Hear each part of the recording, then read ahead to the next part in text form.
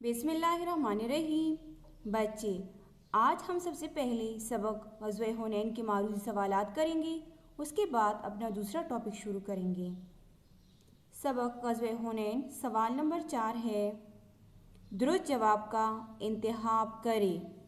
Number first, मालिक बिन of अपनी सिपाहियों को लेकर कहाँ ठहरा? क़िला ताइफ, तबूक, वादी हुनैन। तो करेक्ट ऑप्शन है क़िला ताइफ। सेकंड नंबर है, ग़ज़वा हुनैन कहाँ के क़बाइल के साथ पेश आया था? ताइफ के, नजद के, मदीना के। करेक्ट ऑप्शन है ताइफ के।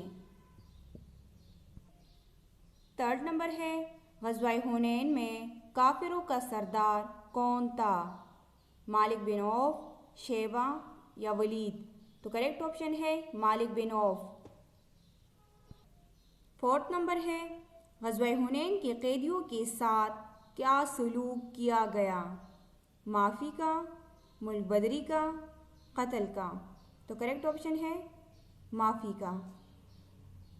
फिर सवाल नंबर 4 है, सही जुमलों की निशानदही करें। नंबर फर्स्ट, ग़ज़वा हुनैन के कैदियों को कत्ल किया गया। तो ये गलत है। सेकंड नंबर है, ग़ज़वा हुनैन 13 हिजरी में पेश आया था। तो ये भी गलत है। थर्ड नंबर है, बनु सक़ीफ़ और हवाज़िन ने शुरू ही से इस्लाम कबूल किया था। तो ये भी गलत है। फोर्थ नंबर है, ग़ज़वा हुनैन में काफिर भी लश्कर इस्लाम में शामिल हुए थे। तो ये भी गलत है। सवाल नंबर 5 है, खाली जगह मुनासिब अल्फाज से पुर करें। नंबर फर्स्ट, फ़तह मक्का के बाद ग़ज़वा डैश पेश आया? ग़ज़वा हुनैन। सेकंड नंबर है, फ़तह मक्का के अक्सर क़बाइल मुसलमान हुए मगर, दोबारा देखिए, फ़तह मक्का के बाद अक्सर क़बाइल मुसलमान हुए मगर बनु सक़ीफ़ और डैश ने इस्लाम कबूल नहीं किया। बनु हवाज़िन ने इस्लाम कबूल नहीं किया। थर्ड नंबर है, ग़ज़वा हुनैन में कुफ़ार का सरदार डैश था। तो इसमें आता है मालिक बिन औफ। फोर्थ नंबर है, ग़ज़वा हुनैन में नबी करीम सल्लल्लाहु अलैहि वसल्लम डैश ज़रह पहने हुए थे। तो इसमें आता है 2। इसी के साथ ही आप लोग का सबक ग़ज़वा हुनैन का रिटन वर्क ख़त्म होता है। अब आप लोग बच्चे किताब सफ़ा नंबर 36 खोलिए। आज का हमारा सबक है ग़ज़वा तबूक। बच्चे, ग़ज़वा उस दीनी जंग को कहते हैं जिसमें हुज़ूर सल्लल्लाहु अलैहि वसल्लम ने खुद शिरकत फरमाई हो।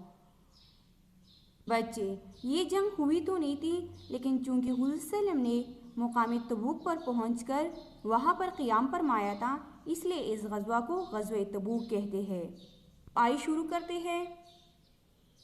9 हिजरी में रसूल अकरम सल्लल्लाहु अलैहि वसल्लम को खबर मिली कि शाम का ईसाई बादशाह, जिससे मुकाम मोता में मुसलमानों का मुकाबला हो चुका था, कैसर रूम की मदद से मदीना पर हमला करने का इरादा कर रहा है। बच्चे, 9 हिजरी को हुज़ूर सल्लल्लाहु अलैहि वसल्लम को एक खबर मिली कि शाम का बादशाह मुसलमानों से मुकाबला करने के लिए आ रहा है। इस बादशाह से एक दफ़ा पहले भी मोता के मुकाम पर मुसलमानों का मुकाबला हुआ था, लेकिन इस दफ़ा हुज़ूर सल्लल्लाहु अलैहि वसल्लम को खबर मिली कि वो ईसाई बादशाह कैसर रूम की मदद से मदीना पर हमला करने का इरादा रखता है। मतलब इस दफ़ा उसने अपने साथ रूम के बादशाह को भी मिलाया है। आगे है, ये साल कहत का था और मौसम भी बहुत गर्म था और फिर सफ़र भी बहुत दूर का था, लेकिन इस्लाम के फ़िदाई रसूल अकरम सल्लल्लाहु अलैहि वसल्लम का हुक्म पाते ही तैयार हो गए। फ़िदाई जान कुर्बान करने वाले को कहते हैं। कहत खुशसाली को कहते हैं। ये साल कहत मतलब खुशसाली का था। बारिश ही नहीं हो रही थी। जब बारिश ही नहीं होती तो फसलें नहीं होती, और जब फसल ना हो तो फिर इंसान और जानवरों दोनों की खुराक का मसला पैदा होता है। तो बच्चे, ये साल भी इसी तरह का था। موسم گرمی کا تھا اور جانا بھی بہت دور تھا، لیکن اس کے باوجود جان قربان کرنے والے صحابہ کرام رضی اللہ عنہ نے جب یہ سنا تو فوراً تیار ہو گئے، کیونکہ سچی ایمان کی یہی نشانی ہے کہ جب بندہ اللہ تعالیٰ اور رسول صلی اللہ علیہ وسلم کی بات سنے تو فوراً اس کی تعمیل کرنے کے لیے تیار ہو جاتا ہے۔ اسی طرح جب صحابہ کرام نے یہ سنا تو وہ فوراً آپ صلی اللہ علیہ وسلم کا حکم پاتے ہی تیار ہو گئے۔ آگے ہے، بہت سے مسلمان ایسے تھے جن کے پاس سفر کا سامان نہ تھا، اس لیے چندہ کرنے کی ضرورت پیش آئی اور رسول کریم صلی اللہ علیہ وسلم نے تمام صحابہ کرام کو اس نیک کام میں حصہ لینے کی دعوت دی۔ بچے، جیسا کہ آپ لوگوں کو میں نے ابھی بتا دیا کہ یہ سفر دور کا تھا، اور آپ لوگوں کو یہ بھی معلوم ہے کہ جنگ کرنے کے لیے ہتھیار وغیرہ کی ضرورت ہوتی ہے، مثلاً تلوار، تیر، نیزے وغیرہ۔ اس طرح جانے کے لیے سواری کی بھی ضرورت ہوتی ہے، کھانے پینے اور باقی چیزوں کی ضرورت ہوتی ہے۔ اب بچے، غزوہ تبوک کے وقت کچھ صحابہ کرام کی اتنی استطاعت تو تھی کہ وہ یہ سب چیزیں افورڈ کر سکتے تھے، لیکن پھر بھی زیادہ تر اس طرح تھے جو کمزور تھے، اس لیے ان کی اس ضرورت کو پورا کرنے کے لیے چندہ کرنے کی ضرورت پیش آئی۔ تو آپ صلی اللہ علیہ وسلم نے وہ تمام صحابہ کرام کو جن کی استطاعت تھی ان کو اس نیک کام میں حصہ لینے کی دعوت دی۔ آگے ہے، حضرت عثمان رضی اللہ تعالیٰ عنہ نے 10,000 دینار، 300 اونٹ اور سامان کے علاوہ 50 گھوڑے پیش کی۔ جس وقت آپ رضی اللہ تعالیٰ عنہ نے یہ باری رقم رسول اکرم صلی اللہ علیہ وسلم کی خدمت میں پیش کی تو آپ صلی اللہ علیہ وسلم خوش ہو کر فرماتے جاتے تھے کہ اس نیکی کے بعد عثمان رضی اللہ عنہ کا کوئی عمل انہیں نقصان نہیں پہنچا سکتا۔ پھر دعا کے لیے ہاتھ اٹھائے اور فرمایا، اے اللہ، تو عثمان سے راضی ہو، میں اس سے راضی ہوں۔ دینار سونے کے سکوں کو کہتے ہیں اور باری رقم مطلب بڑی رقم۔ بچے، حضرت عثمان رضی اللہ عنہ نے 10,000 دینار پیش کی۔ دینار سونے کے سکوں کو کہتے ہیں، اس کے ساتھ 300 اونٹ، ضرورت کا سامان اور 50 گھوڑے بھی پیش کی۔ جب حضرت عثمان غنی رضی اللہ عنہ نے یہ قیمتی سامان حضور صلی اللہ علیہ وسلم کے سامنے پیش کیا تو آپ صلی اللہ علیہ وسلم اتنی خوش ہوئی کہ بار بار یہ کہتے کہ اس نیکی کے بعد عثمان کا کوئی عمل اسے نقصان نہیں پہنچا سکتا۔ بچے، کچھ اعمال انسان کے لیے وبال جان ہوتے ہیں یا گناہ کا سبب بنتے ہیں، جبکہ کچھ اعمال ایسے ہوتے ہیں جو انسان کو فائدہ پہنچاتے ہیں، جو انسان کے لیے نیکی اور ثواب کا ذریعہ بنتے ہیں۔ تو یہاں پر حضور صلی اللہ علیہ وسلم حضرت عثمان رضی اللہ عنہ کو دعا دے رہی ہے کہ اے اللہ، میں عثمان سے راضی ہوں، تو اس سے راضی ہو۔ اور بچے، جس سے اللہ تعالیٰ راضی ہو جائے تو بھلا اس کا کوئی بھی عمل اس کے لیے گناہ کا سبب پھر بن سکتا ہے؟ یقیناً نہیں۔ آگے ہے، حضرت ابوبکر رضی اللہ تعالیٰ عنہ نے اپنا سارا مال و متاع جس کی قیمت 40,000 درہم تھی حضور صلی اللہ علیہ وسلم کے قدموں میں لا کر ڈال دیا۔ آپ صلی اللہ علیہ وسلم نے پوچھا، اے ابوبکر، تم نے اپنے بچوں کے لیے بھی کچھ چھوڑا ہے؟ حضرت ابوبکر صدیق رضی اللہ عنہ نے نہایت اطمینان کے ساتھ جواب دیا کہ اللہ اور رسول ان کے لیے کافی ہے۔ متاع سامان کو کہتے ہیں، درہم چاندی کے سکے کو کہتے ہیں۔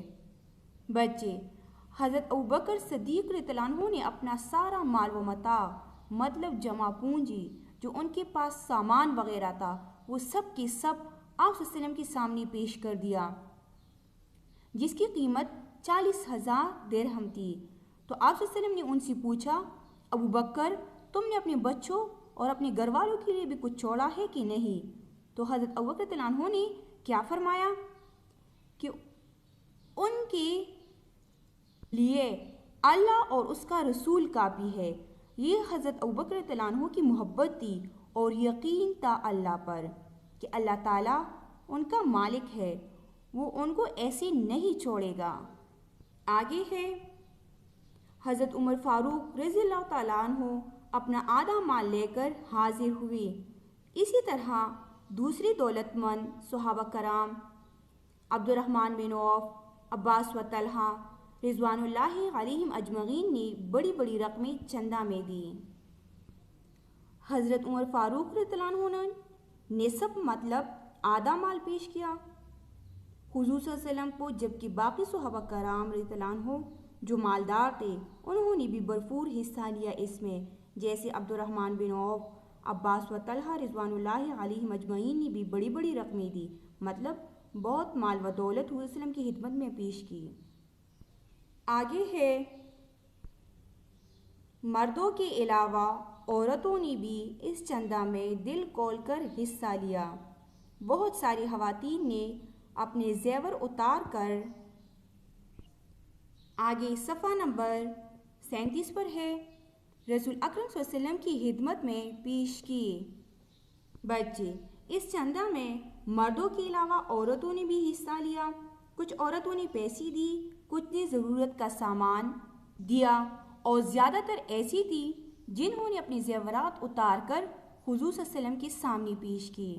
آگے ہے جب اسی طرح لشکر کا ساز سامان تیار ہو گیا تو رسول اکرم صلی اللہ علیہ وسلم 30,000 صحابہ کرام کا لشکر لے کر روانہ ہوئے۔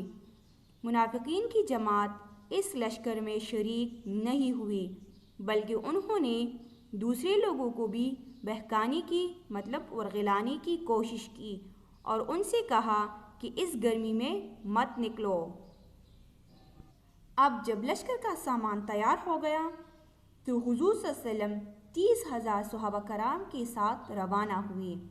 بچے، اگرچہ حضور صلی اللہ علیہ وسلم نے اس غزوہ کے لیے تیاری کی تھی، لیکن پھر بھی چونکہ موسم گرمی کا تھا اور قحط کا زمانہ تھا، اس لیے منافقین، وہ لوگ جو بظاہر تو مسلمان تھے لیکن دل سے کافر تھے، وہ گھبرا اٹھے۔ خود تو وہ مختلف بہانے بنا کر نہیں جا رہے تھے اس غزوہ پر، لیکن ساتھ میں دوسرے لوگوں کو بھی روک رہے تھے اور ان کو بتاتے کہ تم لوگ بھی نہ جاؤ اس گرمی کے موسم میں۔ آگے ہے اللہ تعالیٰ نے رسول کریم صلی اللہ علیہ وسلم کو وحی بھیجی کہ ان منافقین سے کہہ دو کہ جہنم کی آگ اس سے زیادہ گرم ہے۔ اب منافقین تو یہ بہانے بنا رہے تھے کہ ہمارے گھر غیر محفوظ ہے یا گرمی ہے اس لیے ہم نہیں جا سکتے۔ تو پھر اللہ تعالیٰ نے آپ صلی اللہ علیہ وسلم کو وحی کے ذریعے بتا دیا کہ ان منافقین سے کہہ دو کہ اب تو تم لوگ گرمی کا بہانہ بنا رہے ہو، لیکن یاد رکھو کہ جہنم کی گرمی اس سے زیادہ سخت ہے اور جہنم کی آگ اس گرمی سے زیادہ گرم ہے۔ لیکن وہ بدبخت پھر بھی اس بات سے نہ ڈرے اور حضور صلی اللہ علیہ وسلم کے ساتھ نہ گئے۔ آگے ہے رسول اکرم صلی اللہ علیہ وسلم نے حضرت علی رضی اللہ تعالیٰ عنہ کو مدینہ منورہ میں خاندان کی دیکھ بھال کے لیے چھوڑا۔ دیکھ بھال مطلب نگرانی کے لیے چھوڑ دیا، اور اسلامی لشکر کا جھنڈا حضرت ابوبکر صدیق رضی اللہ تعالیٰ عنہ کو عنایت فرمایا۔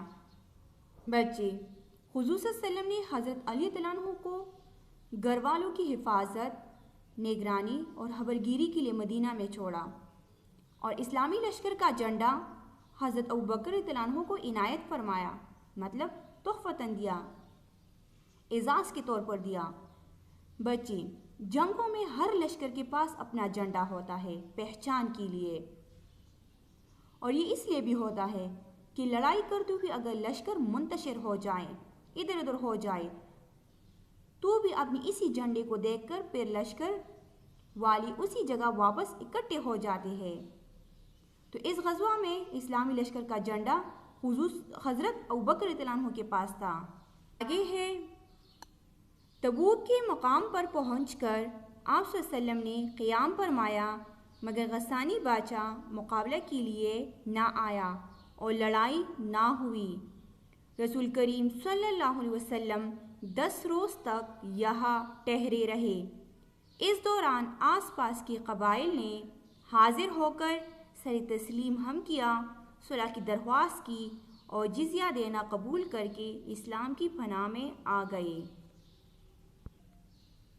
سر تسلیم ہم کیا مطلب حکم مانا۔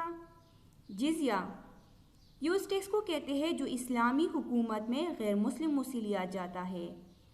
قبائل قبیلہ کی جمع ہے، کی دادا کی اولاد جو ایک جگہ پر رہ رہے ہو۔ بچے تبوک کے مقام پر پہنچ کر آپ صلی اللہ علیہ وسلم نے یہاں پر 10 روز قیام فرمایا، مگر غسانی بادشاہ مقابلہ کرنے کے لیے نہیں آیا، لیکن آپ صلی اللہ علیہ وسلم کا آنا بیکار نہیں گیا بلکہ اسی دشمن مرغوب ہو گیا آپ صلی اللہ علیہ وسلم کی اتنی تعداد کو دیکھ کر۔ اس دوران آس پاس کے قبائل نے سر تسلیم ہم کیا اور جزیہ دینا قبول کیا اور اسلام کی فنا میں آ گئے۔ جزیہ اس ٹیکس کو کہتے ہیں جو اسلامی حکومت میں غیر مسلموں سے لیا جاتا ہے اور اس کے بدلے اسلامی حکومت ان غیر مسلموں کی حفاظت کرتے ہیں۔ تو بچے اس طرح یہ غزوہ بغیر کسی جنگ یا لڑائی کے ختم ہوا اور مسلمانوں کو اس کا فائدہ یہ ہوا کہ باقی جو کافر تھے وہ اسلامی حکومت کی فنا میں آ گئے اور اس طرح مسلمانوں کو پیسے بھی جزیہ کی صورت میں ملنے لگی اور کافر مسلمانوں سے مرغوب بھی ہو گئے۔ اسی کے ساتھ ہی ہمارا آج کا سبق غزوہ تبوک ختم ہوتا ہے۔ بچے آپ لوگ اس کی پڑھائی کریں اور اس کی مشکل الفاظ کی مشق بھی کریں۔